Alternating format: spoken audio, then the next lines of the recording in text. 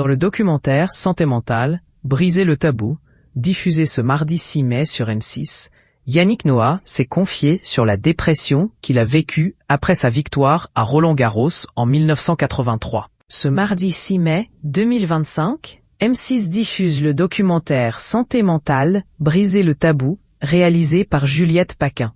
Alors que 13 millions de Français sont concernés par des problèmes de santé mentale, la réalisatrice a voulu libérer la parole à travers les témoignages de nombreux anonymes. Mais pas que.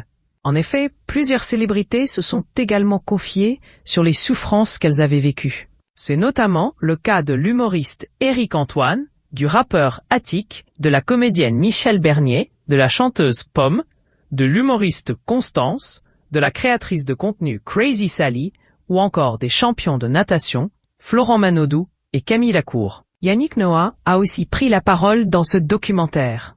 L'athlète âgé de 64 ans s'est livré sur la profonde dépression qu'il a vécue à l'âge de 23 ans, alors qu'il était au sommet de sa carrière. En effet, alors que le jeune tennisman venait de remporter le tournoi de Roland-Garros le 5 juin 1983, la solitude l'a vite rattrapé. Dès le lendemain de sa performance, je ne savais pas ce qui se passait. Une période très compliquée pour le sportif, qui avait même des pensées suicidaires.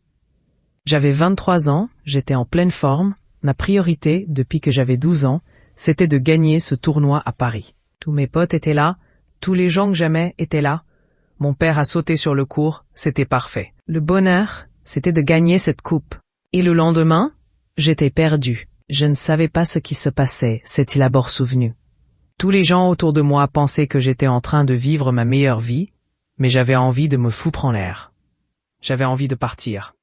À cette période-là, je marchais seul la nuit dans la rue, à Paris, j'attendais qu'il n'y ait personne, je regardais la scène et je me disais, je me jette, j'en peux plus.